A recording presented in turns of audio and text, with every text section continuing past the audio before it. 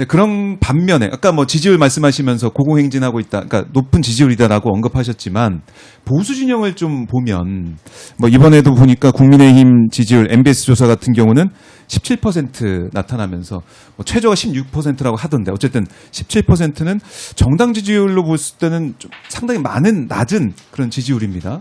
이건 수치는 어떻게 보셨습니까? 내가 보기에는 지금 소위 국민의힘이 네. 현재와 같은 모습을 계속 유지하는 한 지지도의 상승이라는 것은 불가능하다고 봐요. 그래요? 왜 네. 그렇게 보십니까? 지금 뭐 사실은 장동혁 대표로 대표되는 얘기지만 네. 자꾸 과거에 집착을 해가지고서 뭐 윤어게인이다, 뭐 윤석열 대통령의 그리움을 자꾸 표시를 하기 때문에 네. 지금 세상은 바뀌어서 그거는 잃어버려야 되는데 그거 자꾸 그런 소리만 하니까 지지도가 올라갈 수가 없어요. 그러니까 윤석열 얘기가 계속 나오는 그 자체가 지지율 네. 하락 요인이다. 네. 이렇게 보시는 거네요. 그러니까 장동혁 대표 측에서는 그러더라고요. 아니 윤석열 전 대통령은 우리 당 사람도 아니고 사실상 이미 다 우리 사람이 아닌데 왜 그걸 또 사과하고 이러냐 뭐 이런 취지의 반박도 아니 나오더라고요. 그거는 변명에 불과한 거고 사실은 윤석열 대통령은 국민의힘 때문에 대통령이 된 사람 아니에요. 그렇죠. 예, 그런데 대통령이 돼가지고 결국은 국민의힘을 완전히 망가뜨렸다고 나는 생각을 해요. 예, 근데 그거에 대한 소위 자꾸 미련을 가지고서 윤 대통령을 얘기를 하니까 네. 일반 사람들이 보기에 저 사람들이 지금 현실 정치를 어떻게 보고 있느냐는 의심을 할 수밖에 없다고. 그러니까 지지도가 올라갈 수가 없어요. 예.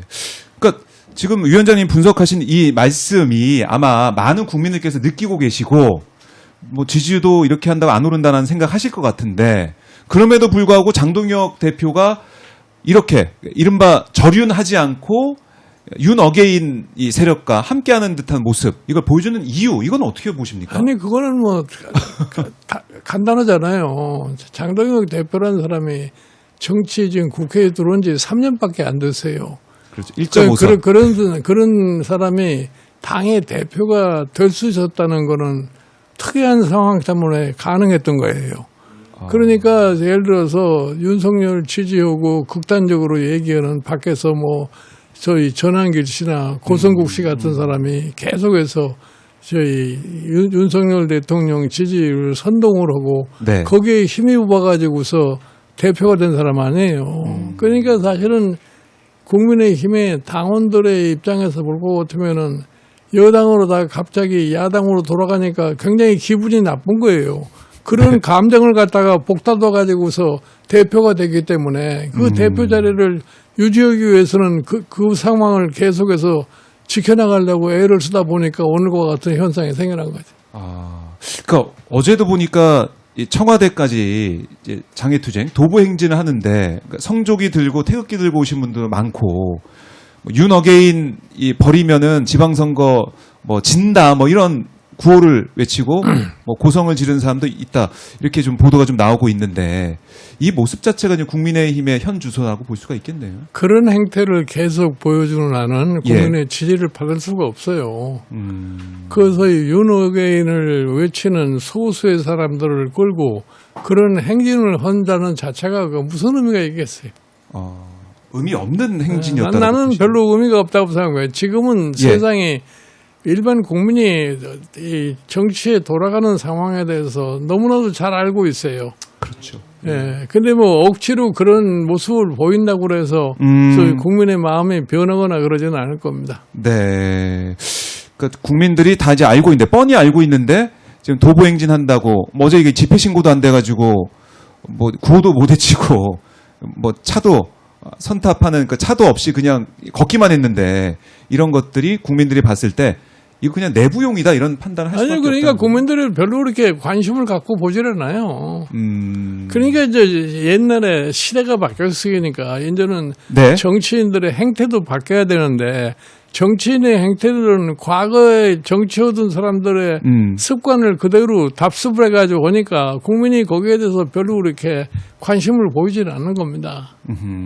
그러면 필리버스터나 이런 국회에서의 어떻게 보면 국민의힘의 투쟁하는 모습 이런 건 어떻게 보셨습니까? 필리버스터라는 거는 국회법에 제도적으로 돼 있는 거니까 국민의힘이 필리버스터 하는 거 자체에 이렇게 문제가 될 게 없어요. 네. 그러나 그렇다고 해서 그거 가지고서 지금 소수의 야당이 자기의 목표를 달성할 수 있다는 거는 그건 난 불가능하다고 생각을 해요. 그러니까 예를 들어서 지금 민주당이 사법개혁이라고 네. 지금 만든 세 개의 법이라는 게 있는데 그게 과연 우리나라의 지금 헌법에 일치하는 법인지 아닌지 이거를 국민의힘은 명확하게 구분을 해가지고서 네. 이거는 헌법재판소가 이것이 과연 정상적인 법인지 위원회에 가까운 법인지 이거를 판단하게 그런 과정을 거치는 것이 현명한 거지. 그냥 무조건 그걸 갖다가 반대를 하고 또 극단적인 대립을 한다고 해서 소기의 목적을 달성할 수가 없어요. 나는 내가 좀 잘 납득을 하기 어려운 게 뭐냐면 네. 야당이 대통령 보고 그 법을 갖다가 거부권 행사하고는 그 얘기 자체가 과연 이게 합리적인 얘기인지 내가 좀 납득이 가지 않네. 뭐 당연히 그게 받아들이지 않을 그런 주장인데 당연한 거죠. 예. 그걸 가지고 도보행진까지 했다. 청와대까지 아니, 걸어갔다. 정당이 예. 될 수 있는 것과 될 수 없는 것에 대한 식별을 갖다가 제대로 해야만이 사실은 일반 국민들이 저 사람들이 참 합리적인 행동을 하는구나 이렇게 얘기를 하는 거지. 네. 자꾸 이렇게 비합리적인 행동을 해가지고서는 내가 보기에는 국민의 지혜를 끌어낸다는 게 굉장히 어렵다고 나는 생각을 해요. 그렇네요. 그러니까 국민의힘이 제대로 된 이 정당으로서의 또 이제 국회의원들으로서의 또 정당 대표로서의 역할을 못 하고 있다라고 평가를 해주고 계신데 예. 이건 왜 이렇게까지 됐을까요? 국민의힘이?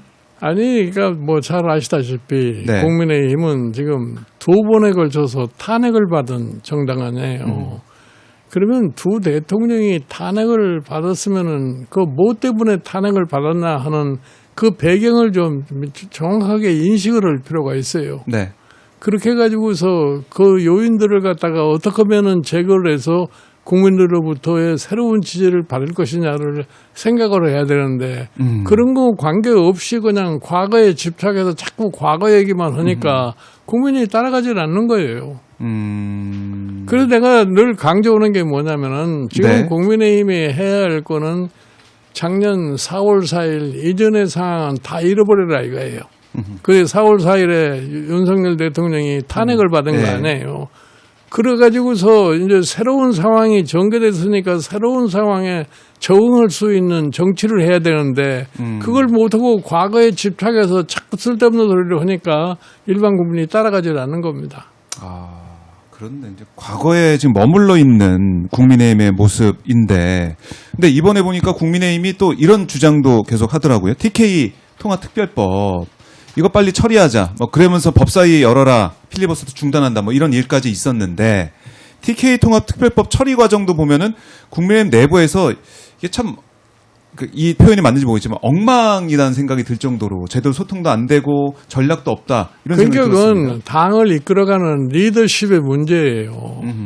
당 내부에 있어서의 조율도 하지를 못하고서 갈팡질팡하는 그런 모습을 보여주는 거죠. 그러니까 제대로 야당 역할은 물론 정당 기능이 지금 사라져 있다 이렇게 볼 수 있는 내가 보기에는 거네요. 지금 제대로 기능을 못하고 있다고 나는 봐요. 기능을 못 하고 있다.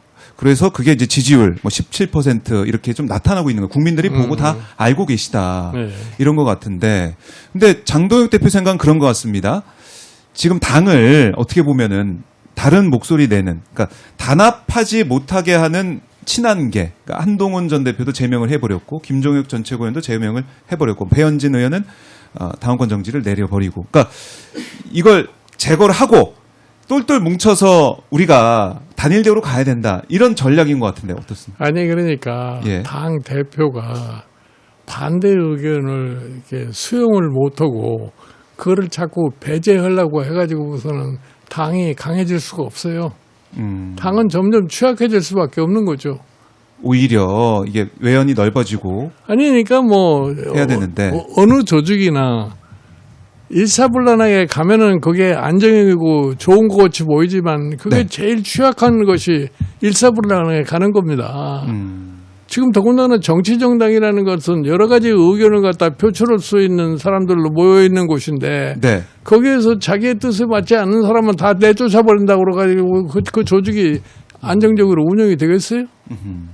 더 약해지고. 더 약해질 수밖에 네. 없는 거죠.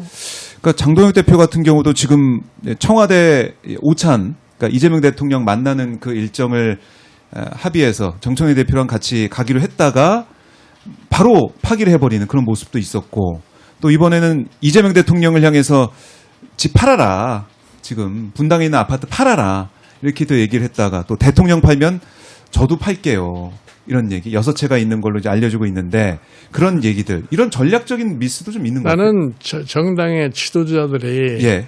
그런 걸 가지고 옥신각신하는 게 대단히 유치하다고 생각을 해요. 유치한. 예. 뭐 집 팔아라 뭐 이런 얘기. 그런 어떤 개인이 소유하고 있는 집을 팔아라 말아라 하는 그런 얘기 할 필요가 없는 거죠. 그런데요.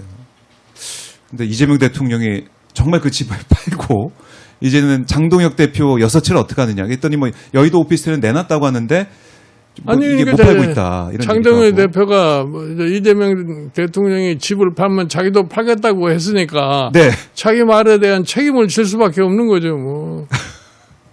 정치인은 이제 말로써 그럴 때 행동으로 보여주는 게, 실천하는 게 그게 정치인의 자세고, 정치인의 이제 우리 국민들 바라는 바기 때문에 거기에 아니 대해서 그러니까 책임질 수밖에 없다. 정치인은 내가 얘기하는 그 말이 네. 어떠한 소위 부작용을 일으킬 것인가 하고 또 그 부작용이 생기면 그걸 어떻게 대처할 건가를 이거를 생각하고 말을 해야지.